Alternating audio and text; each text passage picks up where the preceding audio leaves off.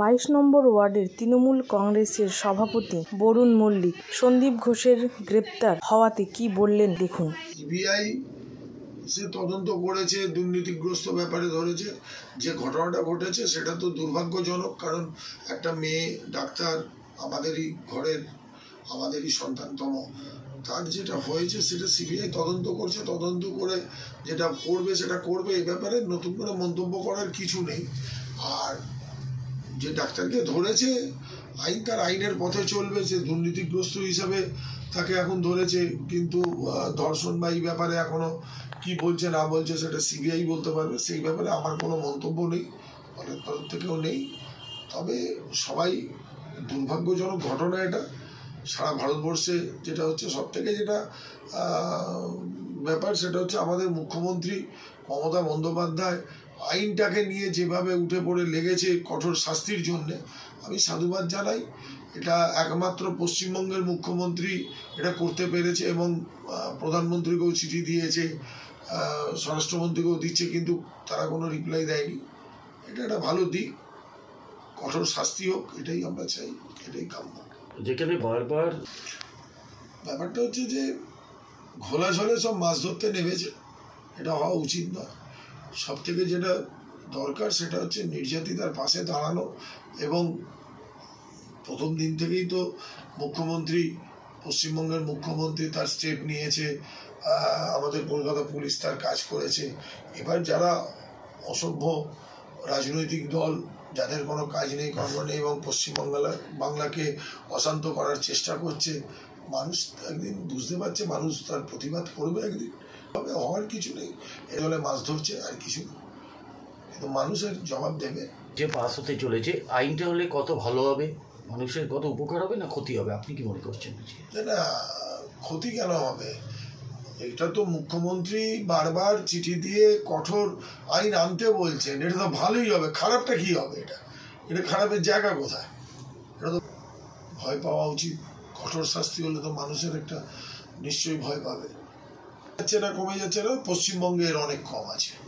এটা ঘটনা সারা ভারতবর্ষের যদি দেখা যায়, তাহলে পরে সব থেকে ভালো রাজ্যই হচ্ছে আমাদের পশ্চিমবঙ্গ রয়েছে। এবং মাননীয় মুখ্যমন্ত্রী মমতা বন্দ্যোপাধ্যায় যেভাবে অ্যাডমিনিস্ট্রেশন চালাচ্ছেন এবং মানুষের কাজ করছেন, সেটা তো বুঝতেই পারছেন। হয়তো 2011 থেকে দিনের পর যতগুলো বিধানসভা এসছে, যতগুলো লোকসভা এসছে, তাতে তো মমতা বন্দ্যোপাধ্যায়ের দিকেই মানুষ বেশি সাপোর্ট দিয়েছে। এতে থেকেই তো বোঝা যায়। দেখা যাচ্ছে ধর্নায় বসেছে, আন্দোলন করতে পারে, কিন্তু রুগীদের দেখতে পারে, এটাই ভালো।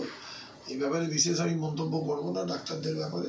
ওনারা শিক্ষিত সমাজের মানুষ, সভ্য সমাজের মানুষ, নিশ্চয়ই তারা কোনো চিন্তা ভাবনা করছে, এবং রুগীরা যাতে কষ্ট না পায় সেটা দেখলে ভালোই হয়। না, ওনাদের দাবি তো এটা কি মনে করছেন, যদি বিনীত গোয়েলের অপসারণ হয় তাহলে কি আরো ভালো হবে?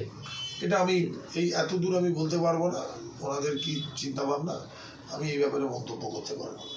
উঁচু দরের ব্যাপার, একজন সাধারণ মানুষ হিসাবে আমি এই ব্যাপারে কিছু বলবো না। যে ওনাদের বিনীত গোয়েলের অপসারণ হলে পরে তাহলে পরে ভালো হবে না মন্দ হবে, এটা অ্যাডমিনিস্ট্রেশন লেভেলে রাজ্যের মানুষ বুঝবে।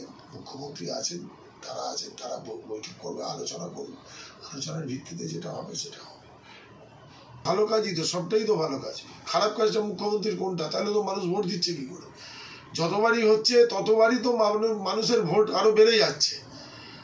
আমাদের পশ্চিমবঙ্গে মমতা বন্দ্যোপাধ্যায় যতদিন আছে ততদিন পশ্চিমবঙ্গ সুস্থ, সুন্দর, ভালো আছে। কে বলছে?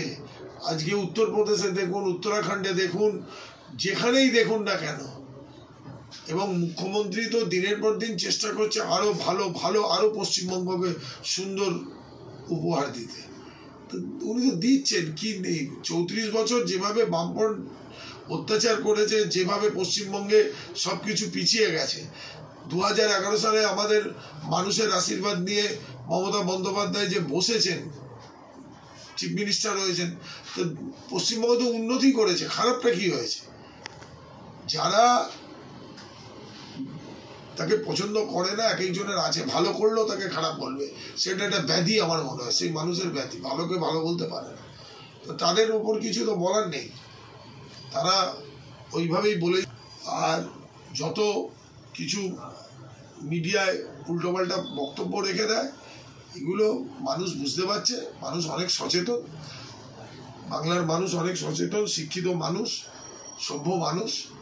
তারা আবার যখন 2026-এ ভোট হবে তখন আবার এদেরকে জবাব দেবে। আগেই বলছি যে ঘোলা জলে কিছু বিরোধী দল ঘোলা জলে মাছ ধরতে নেমেছে। তো প্রথম দিন থেকেই আমাদের দিদিমণি তাদের বাড়ি গেছে এবং পুলিশ কমিশনারের সঙ্গে কথা বলেছে, পুলিশ কমিশনার অ্যারেস্ট করেছে। অ্যারেস্ট তো একজন যে হয়েছে, যে কালপিট, সে তো অ্যারেস্ট হয়েছে, তো ক্যালকাটা পুলিশই করেছে। তাদেরকে আন্দোলনের নাম করে, শান্তি আন্দোলনের নাম করে তারা পুলিশের চোখ উপড়ে দিচ্ছে, তারাও তো মহিলা পুলিশের গায়ে হাত দিচ্ছে। এটা কি গণতন্ত্র নাকি? এটা কি আন্দোলন নাকি? এগুলো তো আন্দোলনের নামে পশ্চিমবঙ্গে একটা অশান্তি সৃষ্টি করছে, আর কিছুই না। আর কি করবে? আর কিছুই করে